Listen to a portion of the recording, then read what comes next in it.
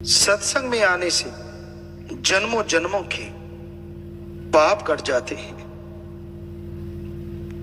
सत्संग में आने से इंसान को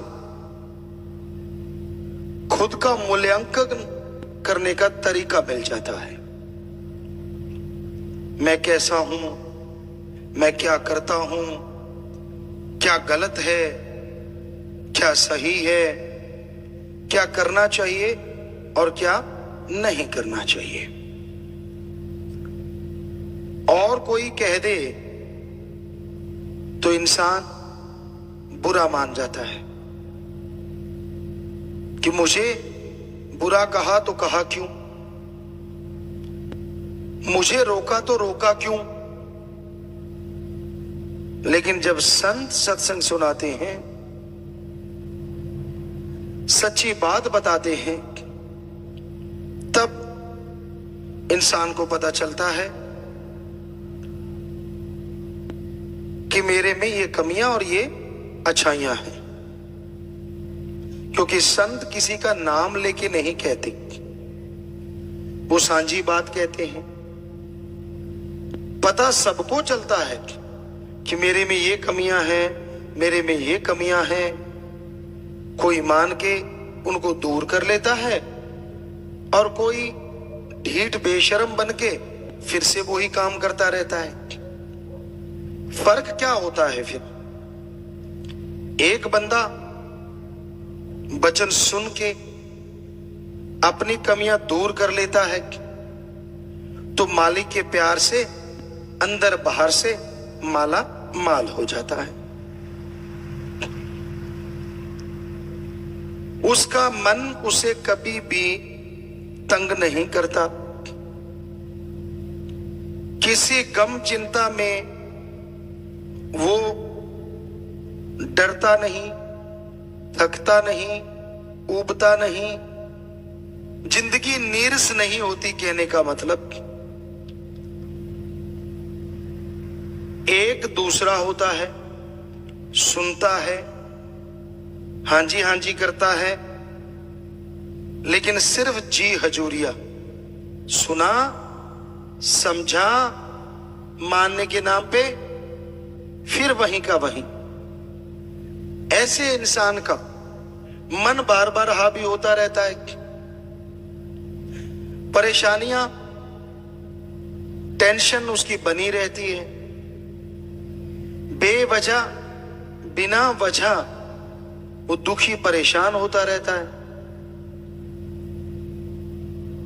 तो फकीर राम की बात सुनाते हैं, जो सुन के मान लेते हैं उन्हें अंदर बाहर कोई कमी नहीं रहती, और जो हाँ जी करके मानते नहीं, फल उन्हें भी सत्संग में बैठने का मिलता है, पर अगले जहां में आत्मा को, इस जहां में वो खुशियां हासिल नहीं कर पाते।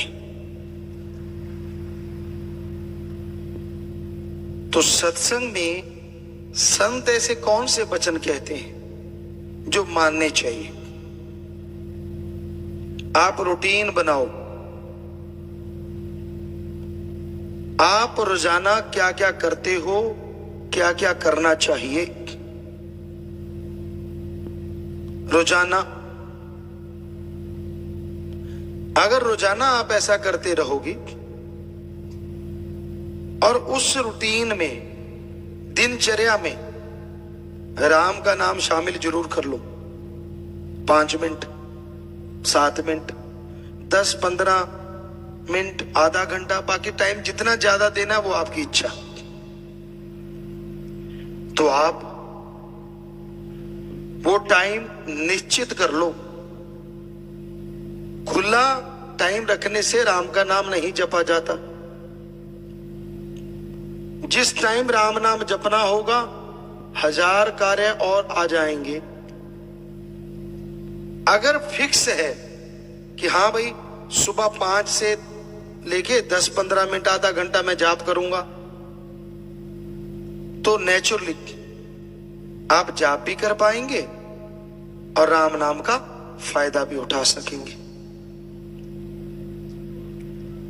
खाना खाते हैं आप, सुबह उठते आदत होती है, कई चाय के बिना उठते ही नहीं, और नाश्ता खाना खाते हैं, दोपहर का खाना, रात का खाना, चाय दूध जो भी चलता रहता है, सबके लिए आपने टाइम फिक्स कर रखा है। तो राम नाम के लिए क्यों नहीं?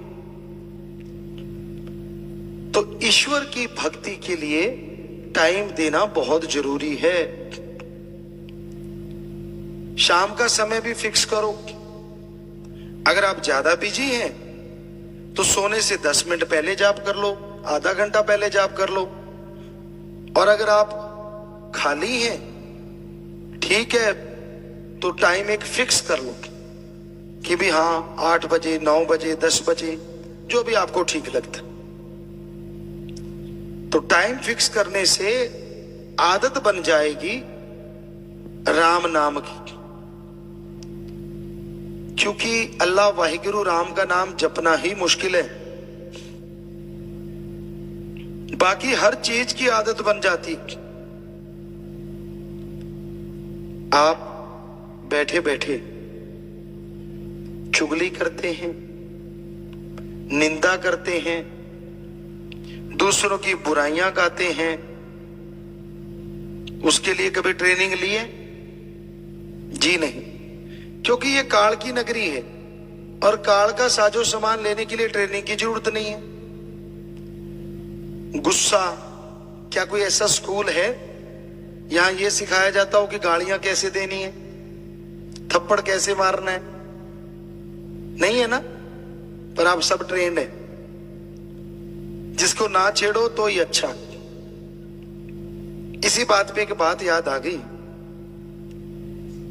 एक आदमी बिच्छू बेच रहा था, लोग बिच्छू खरीद रहे थे। उसने कहा सबके 5 रुपए। बड़ा बिच्छू था, छोटा था, ऐसे था। तो किसी ने कहा यार तेरी अजीब दुकानदारी, तो छोटे का भी वही रेट, थोड़ा सा बड़ा है उसका भी वही रेट, चक्कर क्या है? पता है क्या कहा उसने?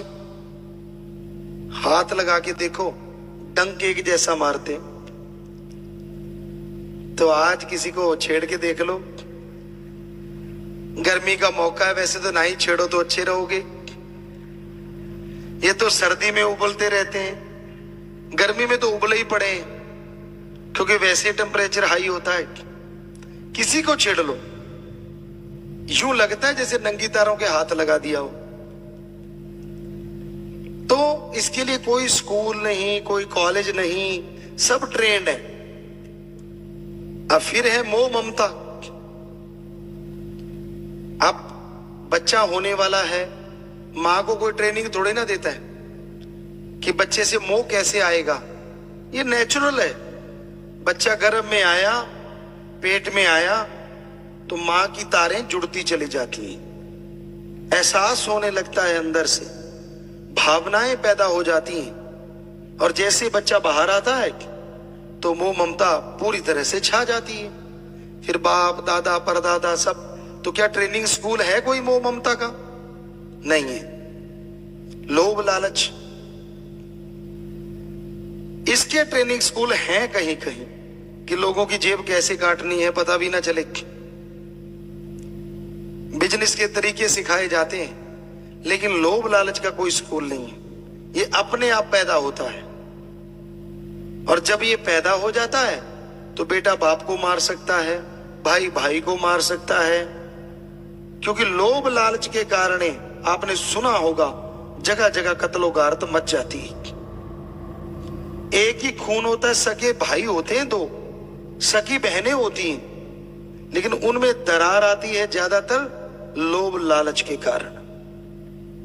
एक का काम अच्छा हो गया, एक बेचारी थोड़ी सी गरीब रहेगी, तो वो उसे बात ही नहीं करती।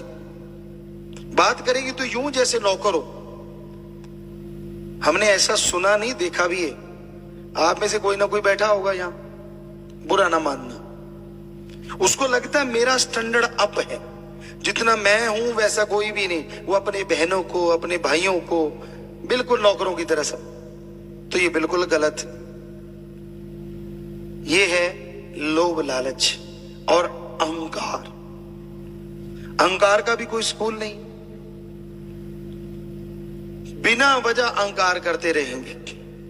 कोई थोड़ा सा काम अच्छा कर लिया, यूं मैं ये कर दूं, मैं वो कर दूं, और कई बार थूक के चाटना पड़ता है। वो काम होते नहीं, बाकी सारे हंसते हैं, क्यों भाई कर लिया। ये बड़बोले ना बनो तो ठीक नहीं। ज्यादा बड़बोला बनते हो, ज्यादा अहंकार दिखाते हो तो दुखी होना पड़ता है।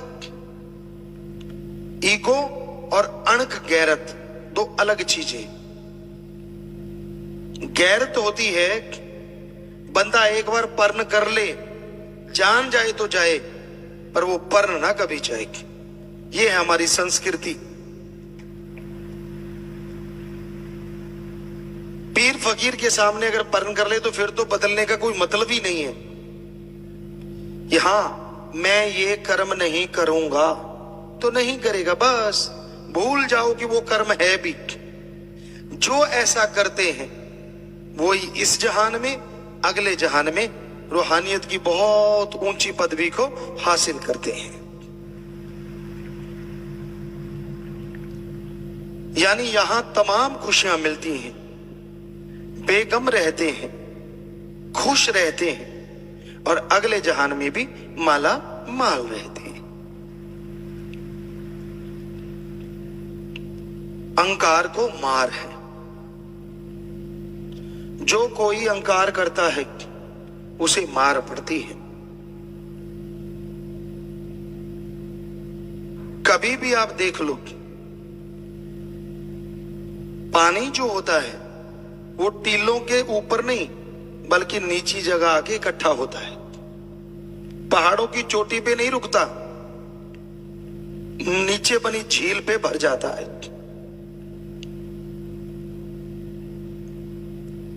फल जितना ऊंचा होगा पेड़ को क्षति उतनी ज्यादा होती है, क्योंकि उसको तोड़ने के लिए लोग कभी पत्थर मारते हैं, कभी कुछ मारते हैं, या आजकल नई टेक्निक आ गई, लेकिन पुरातन समय में पेड़ की टहनियां ज्यादा टूटती थी फल जितना ऊंचा होता था, और झुका हुआ फल लोग आराम से आसानी से तोड़ते थे, पेड़ की टहनी भी नहीं टूटती थी। तो अहंकार को मार है। अहंकार ना किया करो। कमियां खुद में होती हैं, निकालते आप अल्लाह वाहिगुरु राम में है। सो कमी कभी भगवान में हो ही नहीं सकती। आदमी गलतियों का पुतला है, इसमें कोई दो राय नहीं, लेकिन आदमी की ईगो, अहंकार ऐसा होता है वो अपनी कमी नहीं मानता, संतों में, भगवान में कमियां निकालता रहता है और पापों का भागीदार बनता चला जाता है। इसलिए अपने गिरेबान में देखिए, चारपाई के नीचे कहते ना निगाह मारनी चाहिए, दिए तले अंधेरा। दूसरों को ज्ञान देने से बेहतर है पहले खुद उस ज्ञान में डूब के अपने आप को पवित्र बना लो, फिर दूसरों को ज्ञान दो। आजकल ये बातें आम होती हैं, बात पे बात ख्याल में आ गई। जहाज में बैठते हो आप, कभी ध्यान दिया आपने, वहां एक अनाउंसमेंट होती है कि ऑक्सीजन की कमी आ गई तो मास्क बाहर आ जाएंगे। किसी और के मास्क चढ़ाने से पहले खुद का चढ़ा लो। तो वही बात है, किसी और को ज्ञान देने से पहले खुद अमल कर लो, फिर दूसरों को ज्ञान देना।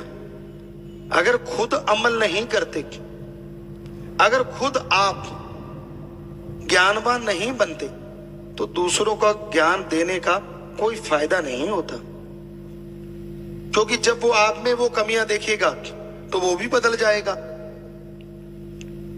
इसलिए संत ज्ञान बताते हैं, क्योंकि गुरु की कृपा से, सतगुरु की दया में, रहमत से सतगुरु उनके अवगुणों को, उनकी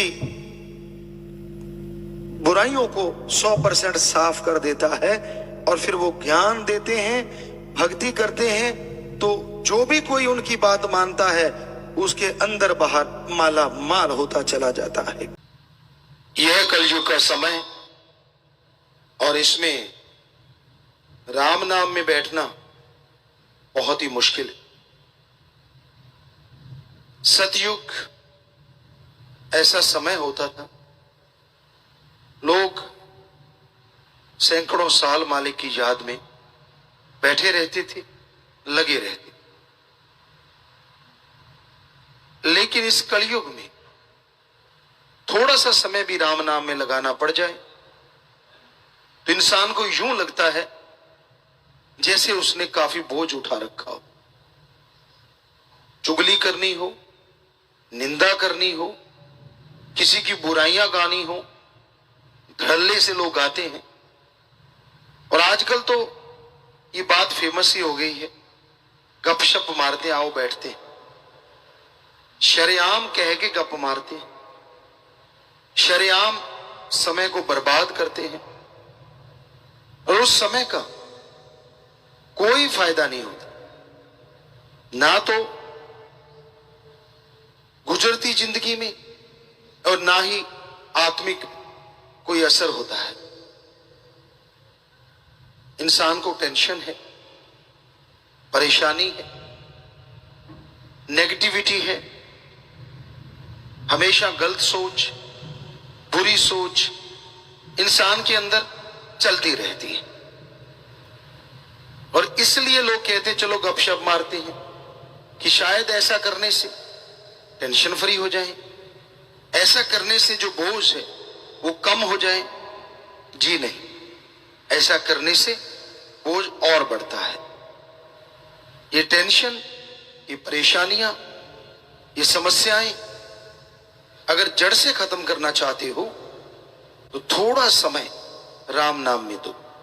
इस कलयुग में अगर आप वो सतयुग जो सैकड़ों साल भक्ति इबादत के बाद प्राप्त होता था, आप कलयुग में प्राप्त करना चाहते हैं तो आप करके देखो। घंटा सुबह घंटा शाम, सिर्फ 2 घंटे 24 घंटे में से या राम नाम में लगा के देखो, यकीनन जो सैकड़ों सालों से मिलता था कुछ महीनों में आप हासिल कर सकते हैं। क्योंकि यहां 1 घंटा उसकी याद में बैठना एवरेस्ट पे चढ़ना है, पहाड़ की चोटी पे हाथ लगा के आना है। साईं मस्ताना जी महाराज की बात आपको सुनाया करते हैं। किसी मजदूर को उन्होंने बोला था, वो मजदूर जो खाद उठा रहा था, गोबर की रूढ़ी उठा रहा था, कूड़ा करकट उठा रहा था, पसीने से लथपथ था, गंदगी से भरा हुआ था। तो साईं जी ने कहा, आ भाई तुझे नहलाते हैं, बढ़िया धोती कुर्ता तुझे देते हैं, कितनी तनख्वाह लेता है? कहता जी 1 रुपया। कहते तुझे 2 रुपए देते हैं। तो वो मजदूर बड़ा खुश हुआ, नहलाएंगे, नए कुर्ता धोती मिलेगा। करना क्या है जी? कुछ नहीं, पालती मार के बैठना है। कहता लो बाबा तो भोला ही है, इतनी मेहनत का 1 रुपया और पालती मार के बैठने 2 रुपए। आ गया जी नहा धो के, कपड़े पहन के बढ़िया। और साईं जी कहने लगे ठीक है भाई, मार पालती, बैठ जा और राम का नाम जपता रहे, सारा दिन जपना है, शाम को 2 रुपए ले लेना। 10 मिनट जाप किया, 15 किया, आधा घंटा, घंटा गुजरा, बड़ी मुश्किल से घंटे 2 घंटे लगाए। थोड़ी देर बाद क्या देखते हैं, वही गंदे कपड़े पहन के, हाथ में नए कुर्ता धोती लेके साईं जी के पास आ गया। बाबा ये लो आपका कुर्ता धोती। क्या हुआ भाई? मेरे से सुमरण नहीं होता, मैं गंदगी उठा लूंगा, 1 रुपया मंजूर है, पर सारा दिन भक्ति करके 2 रुपए लेने मेरे से नहीं होता। तो ये सच है, आप करके देख लो, पता चल जाएगा। भाई बहनों, चुगली निंदा छोड़ के आप घंटा राम नाम में लगा के देख लो, मुंह फाड़ फाड़ के जमाइयां ना आने लग जाए। तो राम नाम चीज ही ऐसी है, अलूणी सिल है, मसाला तो है नहीं। या तो सत्संग में देख लीजिए आप, एक दूसरे को निगाह रखिए, जवाई शुरू हो जाती है। जब सच्ची बात बोलने लगते हैं तो आवासियां लेनी शुरू कर दोगे, खाज खुजली होने लग जाती है, यहाँ पहले कभी हुई ही नहीं। एक दूसरे बंदे अच्छे लगने लग जाते हैं, यार वो अच्छा, वो कौन, वो कौन, मतलब जी चुराते हो कि यार राम नाम कान में ना घुस जाए। ये है कलयुग। तो अजमाई बात है, हम देखते रहते साथ संगत में लाखों हजारों में बैठे होते हैं, अभी सत्संग शुरू हुआ नहीं कि जमाई शुरू, मुंह फाड़ फाड़ के, फिर उनको लगता है पिता ने हमें थोड़े देखा है, गुरुजी तो लगे हुए हैं सत्संग में, अपने लगे रहो। कोई बाल सेट कर रहा होता है, कोई खाज कर रहा होता है, क्यों भाई फोटो खिंचवानी है क्या? अभी तो राम नाम चल रहा है, सुन लो ध्यान से, फिर पोज मारते रहना बाद में। लेकिन ना जी, वो मतलब बेचैनी हो जाती है ना, मन को अंदर ही अंदर बेचैन हो जाता है, यार राम नाम सुनना पड़ रहा है, बड़ी गड़बड़ हो गई। तो अंदर बैठा मन चिल्लाता है, हालांकि आत्मा की जीत रहती है सत्संग में, राम के नाम जहां लिए जाता है या जहां चलता है वहां हमेशा आत्मा जीतती है, उस टाइम में, उस दायरे में। लेकिन कहीं ना कहीं मन भी दांव चलाता रहता है बीच बीच में। तो ये आप आजमा के देख लेना, आसपास देख लेना, ऐसा जरूर होता है। पहले बिल्कुल नहीं होता, आप गप मारो, निंदा चुगली करो, मतलब नहीं, जमाई आ जाए, आवासी आ जाए, ले तेरे की देख तेरे की, एक दूसरे को उकसा उकसा के सुनते रहते, खुद की कोई मान बढ़ाई करने लग जाए, हो फिर तो कहना ही क्या। आपको कोई बिना वजह, बिना मतलब मान बढ़ाई करे, जैसे कहते हैं, तो आप घर में नहीं चलती, लोग सरपंच कह दें, बात ही अलग हो जाती। आदमी के पांव थोड़े थोड़े उठने लग जाते हैं, पंजे के बल चलने लग जाते हैं, यार मैं सरपंच, हालांकि कभी सोचा भी नहीं होता, पर सामने वाले ने बढ़ाई दे दी, चौधरी साहब क्या हाल है, और सरदार जी मूंछों पे हाल जाता, अच्छा मैं वो। मतलब मान बढ़ाई का इंसान भूखा है, और सच्ची बात ऐसे लगती है किसी ने घण मार दिया हो। सच तो यही है कि इस कलयुग में आप राम नाम लेने से कन्नी कतराते रहते हो। समय बर्बाद करने के लिए आप कोई ना कोई बहाना ढूंढते रहते हो। चलो गपशप मारते हैं, चुगली निंदा करते हैं, हथाई करते हैं, यार दोस्त मित्र सहेलियां आ गई तो बारे न्यारे हो जाते हैं, बातें और चलती हैं, बातें कुछ और होती हैं। आजकल पढ़े लिखे पार्टियां शुरू कर दी हैं, किट्टी पार्टी, पिट्टी पार्टी, पता नहीं कौन कौन सी, बहुत सारी चीजें हैं। मतलब वही होता है कि टाइम की बर्बादी। क्या आप ऐसी भी कोई पार्टी करते हैं, चलो आज सुमन करते हैं बैठ के, हफ्ते में एक दिन करते होंगे कुछ सत्संगी, लेकिन सारे नहीं। अभी तो टाइम निकाल लिया करो भाई बहनों कि हाँ भाई चलो आज खाली होके आप इकट्ठे बैठ के राम का नाम जपेंगे। ना जी ना, इकट्ठे बैठ के और वो भी राम का नाम, ये दो अजूबा हो जाएगा अगर ऐसा होने लगे। पर होता है, शास्त्र नाम शाह मस्तान जी की जिन पे रहमो करम होती है, सतगुरु सच्चे मौला का जिन पे कृपा दृष्टि होती है, वो ऐसा भी होता है और हो रहा है। सिमरण हाल बना है, उसमें लोग सुमरण करते हैं, सारे इकट्ठे बैठ के तो करते, तो ये हकीकत है। पर आम घरों में, दुनियादारी में या तो माया की बातें चलती हैं, धंधा कैसा है, बिजनेस कैसा है, काम धंधा कैसे करें, क्या क्या करें, बहनों को आपस में लगी रहती है, सास अच्छी नहीं, बहू अच्छी नहीं, बस यहीं तक जिंदगी सिमट के रह गई। राम तो बहुत दूर रह गया, सारा दिन अंदर ही अंदर जलते रहते हैं, मेरी सास ऐसी, मेरी सास ने ये किया, मेरी बहू ने वो किया, मेरी ने फलां। फिर उनको कोई मीडिया मिल जाए, सुनने वाला मिल जाए, फिर सुनाती हैं वो, पूछिए मत। हालांकि अंडरस्टैंडिंग है, आपकी बेटी जो होती है जब आपको लड़ती है, आप कभी भी नहीं कहते कि बेटी लड़ी। क्या बताते हो दुनिया को कि आज मेरे से मेरी बेटी लड़ी? नहीं।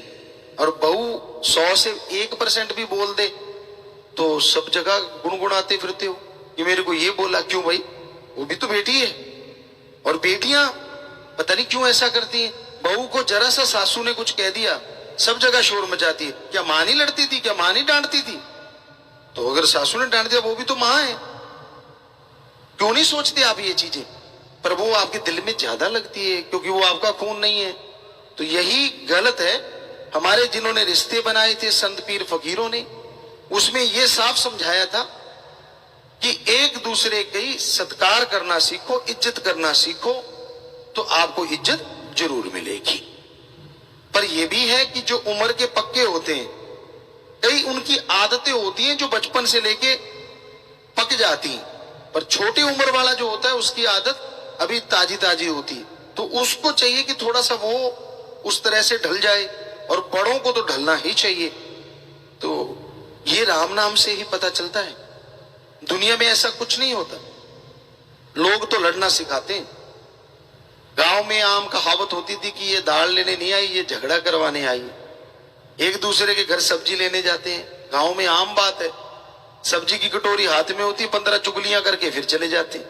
अब वो सब्जी में भी मसाला डाल के ले गई, क्योंकि जो जैसा वो भी मन वैसा खाइए। जैसा अन्न है वैसा मन होता है, और जैसा मन है वैसा अन्न हो जाता है। कि आपने उस टाइम में वो जो चीजें की हैं वो असर तो लाजमी होगा। तो आप राम नाम के लिए भी समय निकाला करो। और काम धंधा करते रहते हो, कभी ये सोचा करो कि हाँ, आधा घंटा सुबह आधा घंटा शाम को मैंने सुमरण करना है, मैंने भक्ति करनी है, कम से कम चलो 15 मिनट सुबह शाम। बाकी काम के लिए जिंदगी पड़ी है। लेकिन ना जी, 15 मिनट निकालने ऐसा लगता है, निकाल के भी ये कहता है ले भगवान मैंने निकाल दिए, कल को लाना मत देना। है ना हैरानी की बात। अरे तू अपने लिए निकाल रहा है, तेरा फायदा होने वाला है, ये एहसान किस पे जता रहा है? भगवान जी का इसमें क्या फायदा होगा? वो तो तेरा फायदा करेंगे, तूने भक्ति की है। और काम धंधा करके कोई एहसान नहीं जताते, लेकिन भक्ति में जरूर होता है। तो भक्ति बिना ऐसा कुछ सोचे करनी चाहिए। ये नहीं कि मैं 1 महीना करूंगा, मेरा 10वां द्वार खुल जाना चाहिए। ये गेट थोड़े ही जाके कुंडा खोल लोगे। अब एकाग्रता क्या पता कितनी देर में आएगी आपके अंदर। कईयों की तो कई साल नहीं आती एकाग्रता, लगे रहते हैं। अब सुमन चल रहा है अंदर, बाकी साजो सामान चल रहा है, चुगली चल रही है, फला जगह क्या हो रहा होगा, मेरे खेत में क्या चल रहा है, मेरी दुकान पे क्या है, अंदर सिमरण चल रहा है। ये कोई सिमरन है? जब सुमरण करने लगो तब अगर 10 मिनट भी करते हो, सिर्फ और सिर्फ भगवान को याद करो।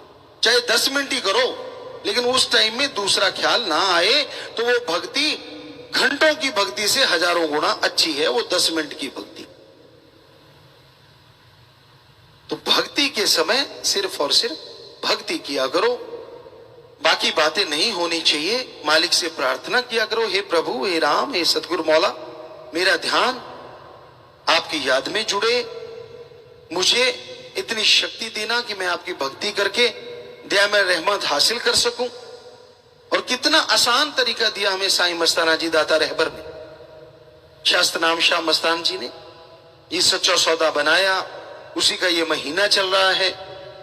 इसी महीने में इसकी नींव रखी गई और इसको बनाया गया, जो आज करोड़ों लोगों को रास्ता दिखा रहा है।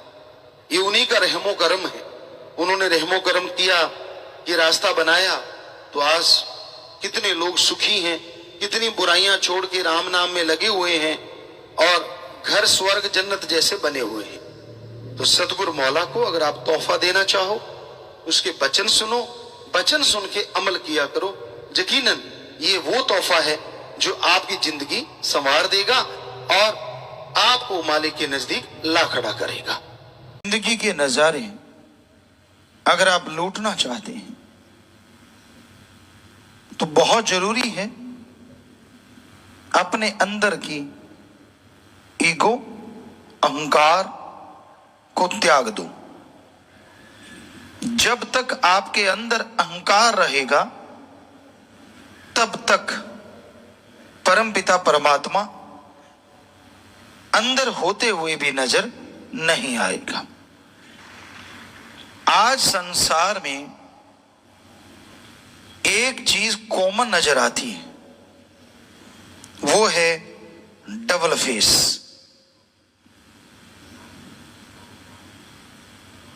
इंसान दिखते कुछ और हैं, होते कुछ और हैं। जैसे कहावत है, हाथी के दांत खाने के और दिखाने के और। आज के दौर में कुछ ऐसा ही इंसानों के साथ है लोगों के साथ है। यहां लोग दिखते कुछ और हैं, होते कुछ और हैं। सभी नहीं, पर ज्यादा गिनती ऐसे लोगों की है। मालिक के प्यारे भी हैं जो दिखते हैं वैसे ही होते हैं, पर उनके अलावा डबल फेस ज्यादा दुनिया में नजर आते हैं। और इसलिए किस पे भरोसा करें, किस पे भरोसा ना करें, आदमी सोचता रहता है। मासूम से चेहरे वाले, जिसे लोग क्यूट कहें या कुछ भी कहें, अंदर कितना गुनाह का आग का समुंदर लिए घूमते हैं ये कोई नहीं जानता। इसलिए आप किसी को देख के ये नहीं कह सकते कि ये इंसान कैसा है। पुराने समय में एक कहावत होती थी, पंजाबी में खास करके बड़ी मशहूर थी, आदमी का पता चलता है बा पे या रा पे। मतलब या तो उसके साथ व्यवहार हो, काफी व्यवहारिक मामले आपके चलते रहें, या फिर आप उसके साथ कोई लंबा रास्ता तय कर रहे हो। पहले लोग पैदल चलते थे तो 4-4, 5-5, 6-6 दिन चलते रहते थे कि भाई ये हो नहीं सकता कि 7 दिन कोई बंदा अपने अंदर डुप्लीकेट ही बना के रखे। वो जरूर जो है वो निकल के आएगा, और अगर व्यवहार बढ़ गया उससे तो पता ही चल जाएगा साफ साफ कि ये आदमी है कैसा। इसलिए किसी के चेहरे पे मत जाइए। कौन सही है कौन गलत है ये आप व्यवहार से पता कर सकते हैं। जब इंसान का व्यवहार पड़ता है तो पता चलता है हाँ ये सही है गलत। संत सभी से प्यार करते हैं, चाहे कोई सही है चाहे कोई गलत है, क्योंकि वो समाज में आते ही प्यार मोहब्बत का संदेश देने हैं, प्यार मोहब्बत लुटाने हैं, ताकि इंसान खुशियों के काबिल बन सके। वो कभी किसी का पर्दा नहीं उठाते हैं, प्यार से समझाते रहते हैं, बेटा मान जा ना कर, मान जा ना कर। सत्संग में समझाते हैं, जिसके अच्छे भाग्य होते हैं सिमरण करे, सेवा करे, संतों के रूप में आके ईश्वर उन्हें समझाते हैं, रोकते हैं, रुक जा रुक जा रुक जा, तेरे लिए दलदल आने वाली है, तेरे लिए गलत होने वाला है। कई समझ के मान जाते हैं और अपने आप को बदल लेते हैं। वो हमेशा खुशियों से जुड़े रहते हैं। कई ऐसे होते हैं बागड़ी में कहते को मानो नहीं, कि मैं तो मानूंगा ही नहीं चाहे कुछ हो जाए। संत फिर भी अपनी बात कहने से बाज नहीं आती, वो कहते ही रहेंगे मान जा बेटा, लेकिन उसके अंदर ऐसा होता है, मन जालिम इतना उस पर छाया होता है कि उसको लगता नहीं ये मैं अगर छोड़ दिया तो मेरी जिंदगी खत्म हो जाएगी। और इसलिए उनके मन के पीछे लग के वो नरकों की दलदल में फंसते चले जाते हैं, फंसते चले जाते हैं। बेचैनी, टेंशन, परेशानी उनके पल्ले पड़ जाती है, चेहरे का नूर उड़ जाता है। रंग गोरा चिट्टा हो, नयन नक्श सुंदर हो, ये खूबसूरती नहीं होती। चेहरा दग दग करता हो, नूर उसमें से झलक रहा हो, कोई टेंशन नहीं, कोई परेशानी नहीं, मस्त मौला खुश, वो सांवला क्यों ना हो वो सबसे सुंदर लगता है और दिलों को भा जाता है। तो रंग तो भगवान के दिए, काले भी हैं, पीले भी हैं, गोरे भी हैं, गेहुआ भी हैं, पता नहीं कितने तरह के कलर हैं इस दुनिया में। लेकिन जिनके चेहरे बेरुखे हैं, बेरौनके हैं, साफ पता चल जाता है। चेहरे को देखो, रौनक है ही नहीं, पता चल जाता है इतनी टेंशन, इतनी परेशानी, ये गलत काम, वो गलत काम, सारा दिन इसी में खचत। संतों से आप अपने आप को नहीं छुपा सकते। कहावत है, दाई से पेट कैसे छुपाओगे? बच्चा जनना होता है और दाई से पेट कैसे छुपाया जा सकता है? उसी तरह फकीर जो होता है वो सतगुरु अल्लाह वाहिगुरु राम का नुमाइंदा होता है, और वो भगवान जी फकीर को निगाह देते हैं। जब वो निगाह मारते हैं तो पता चल जाता है कौन किस खसलत का मालिक है, कौन सी दुकान किस चीज की बनी हुई है, और दिखावा क्या है, अंदर क्या है। तो इसलिए अपने आप को बदल डालो। अगर उसकी रहमतों को बेहिसाब पाना है, अगर उसके रहमो करम को हासिल करके मालामाल होना है, तो एक कहावत है कि गुरु पीर फकीर जो सच्चा हो, जो खुद कुछ लेता नहीं, कोई इच्छा नहीं रखता, आपके भले के लिए, आपके सुख के लिए हर कर्म करता है, जब ऐसा गुरु मिल जाए तो शिष्य को अंधा बहरा गूंगा बन के चलना होता है। ये नहीं कि बोलो नहीं, ये नहीं कि सुनो नहीं, ये नहीं कि देखो नहीं, जो गुरु दिखाए वो देखो, गुरु कहे वो कहो, और गुरु जो सुनाए वो सुन के उस पे चलते जाओ। हम आपको लिख के गारंटी देते हैं, अरे 10वां द्वार तो क्या, नूरी स्वरूप यूं आपके सामने खड़ा हो जाएगा। वचन मानने नहीं, अमल करना नहीं, दोष अपने को नहीं देना, गुरु पीर फकीर को, अल्लाह वाहिगुरु राम को, तो और बेड़ी में बटे, और बेड़ी में बटे। तो इसलिए फकीर कभी नहीं कहते कि आप कोई बुरा कर्म करें, फकीर कभी नहीं चाहते किसी का बुरा हो। आप गलत कर्म करते हैं, आप बुरे कर्म करते हैं, आप गिरते हैं बार बार मन के कहने से, पर संत एक ऐसे होते हैं फिर भी आपके लिए मालिक से दुआएं करते रहते हैं। हे ईश्वर, ये तेरे नादान हैं, मूर्ख हैं, नहीं समझते, पर तू तो दया का सागर है, दया करता रहे, रहमत करता रहे। बस आगे मालिक जाने और आप जाने। फकीरों का काम, अगर वो माँ बाप बनते हैं दोनों जहान के, तो दोनों जहान में उनकी संभाल करना भी फकीर का फर्ज बन जाता है। इसलिए वो अपने बच्चों को कभी भी बद्दुआ नहीं देते, किसी को भी नहीं देते, सबका भला करते ही नहीं, भला सोचते रहते। आप क्या सोचते हो वो आप मर्जी के मालिक, और संत जो सोचते हैं वो यही होता है कि मालिक सबका भला करे।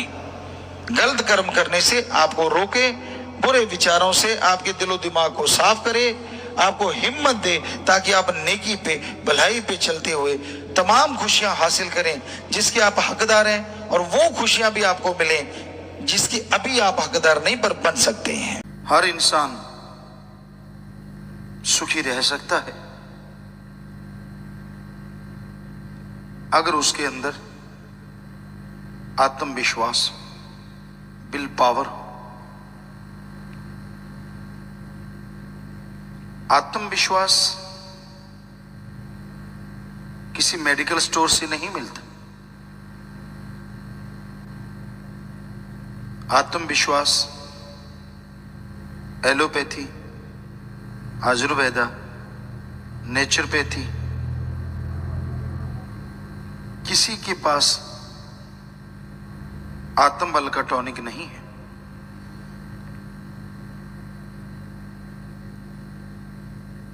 आत्मबल को अगर हासिल करना है तो वो आपके अंदर है, उसको जगाना होगा।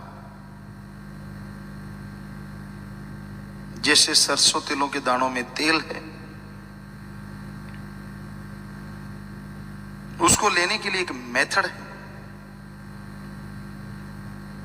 जैसे धरती में पानी है, उसके लिए भी एक मेथड है। तो वो मेथड, वो युक्ति इस्तेमाल में लाते हैं तो धरती से पानी बाहर आ जाता है,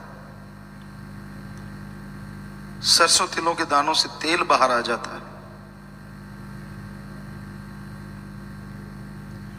उसी तरह विल पावर, आत्मविश्वास आपके अंदर है।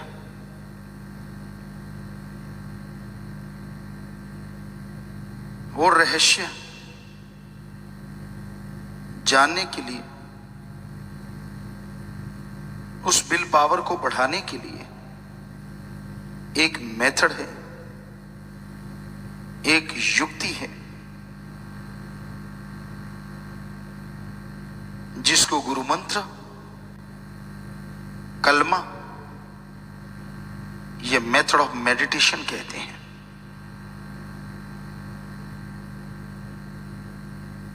मेथड ऑफ मेडिटेशन लेके आप अभ्यास करें, आत्मबल बढ़ेगा।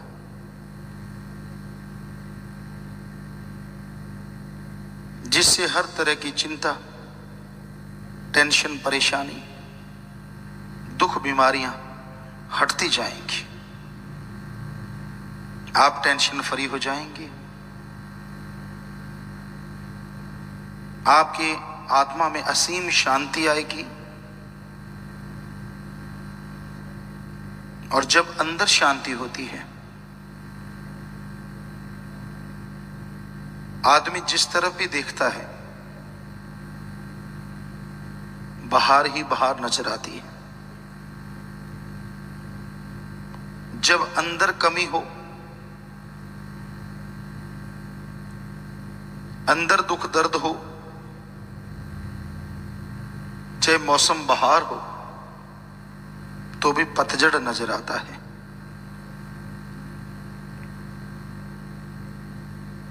सबसे जरूरी है अपने अंदर की सफाई करना।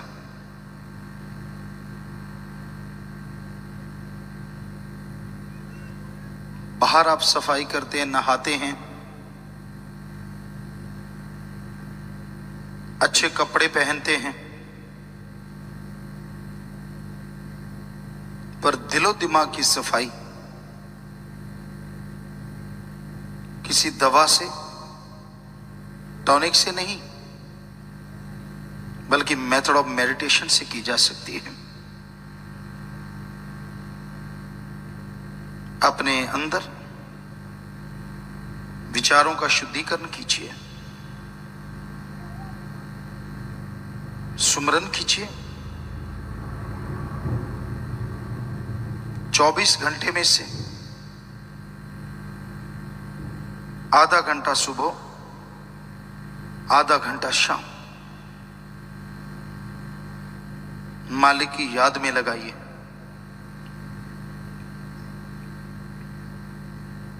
तेईस घंटे फिर भी आपके पास दुनियावी काम धंधे के लिए हैं,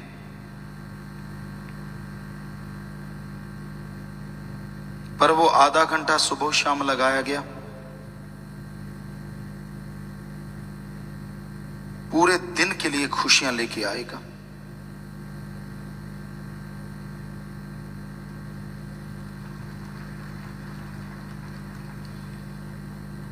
आप टेंशन फ्री रहेंगे,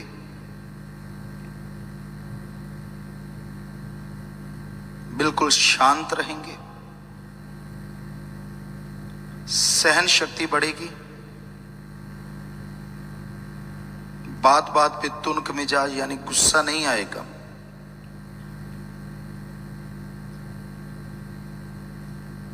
जब भी आदमी को गुस्सा आता है, वो अपना नाश ज्यादा करता है।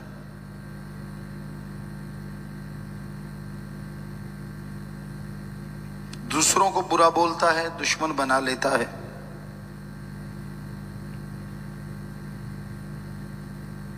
पर गुस्सा सबसे बड़ा दुश्मन खुद का होता है।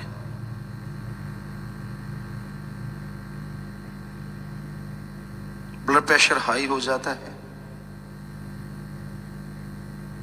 पूरे शरीर में बेचैनी का आलम हो जाता है। अपनी मां, बाप, बहन, भाई, दोस्त, जिसको भी बुरा बोला, पश्चाताप आता है बाद में, मैंने ऐसा क्यों किया। दुख होता है जिसका इलाज नहीं मिलता। तो इसलिए अपने गुस्से को काबू में रखो। पर कैसे? गुस्सा तो काबू में आता ही नहीं। आ सकता है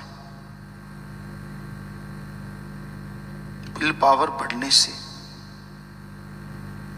आत्मविश्वास आने से।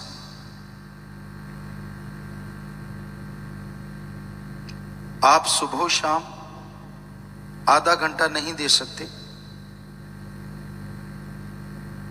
तो चलते फिरते सुमन कीजिए।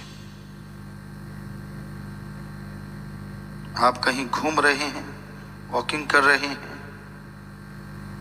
जीभा से, ख्यालों से मालिक का नाम जपें। ज्यों-ज्यों गुरु मंत्र, मेथड ऑफ मेडिटेशन करते जाएंगे, त्यों-त्यों आपकी सहन शक्ति बढ़ती जाएगी और आप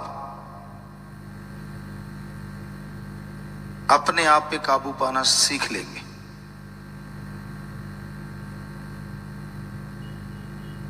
जो अपने आप पे काबू पा लेते हैं वो दुनिया के सबसे सुखी इंसान होते हैं।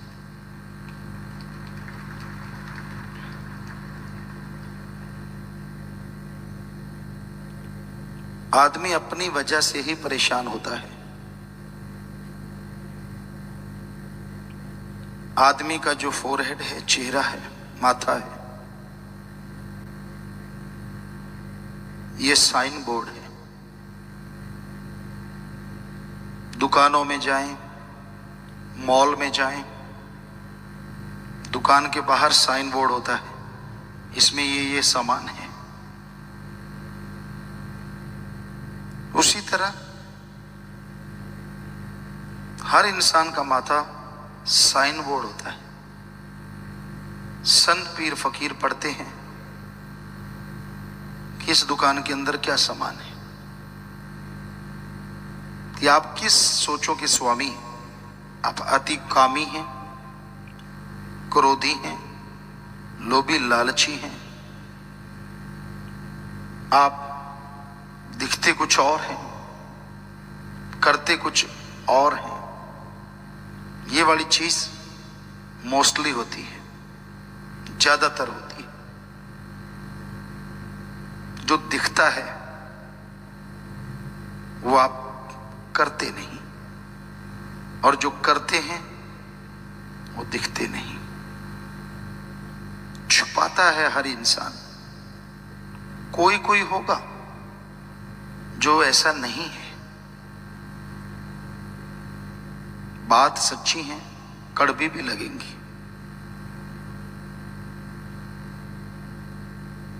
आप जब दिखते हैं तो सबसे अच्छे बनने की कोशिश करते हैं, जबकि आप वैसे होते नहीं। जैसे हो वैसे दिखो तो हमाम में सब लोग नंगे होते हैं। स्नान घर में, हमाम का मतलब नहाने वाली जगह, कपड़े पाके तो शायद ही कोई नहाता हो, यहां वो भी मिल जाएंगे, लेकिन आमतौर पे नंगे होते हैं। सो मतलब जैसे हो वैसे दिखो तो आप नेचुरली अच्छे कर्म करोगे। कोई अपने आप को बुरा नहीं दिखाना चाहता। क्या आप दिखाएंगे कि आप कामी क्रोधी हैं? हर टाइम ऐसा व्यवहार करेंगे तो आपको मुंह कौन लगाएगा? इसलिए आप दिखने में बिल्कुल शांत नजर आते हैं कि आप जैसा कोई दूसरा है ही नहीं, जबकि हकीकत इसके उल्ट होती है। तो कहने का मतलब आप में इतनी हिम्मत ही नहीं है कि आप जो हैं वो दिख सके। तो हिम्मत जुटाइए, सुमरन कीजिए, आप वास्तव में अच्छे बन जाएंगे।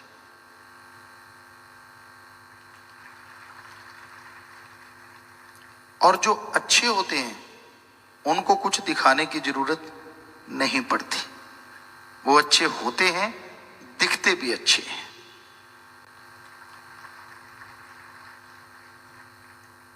इसलिए अपनी खुदी को, अपने अहंकार को मिटाओ।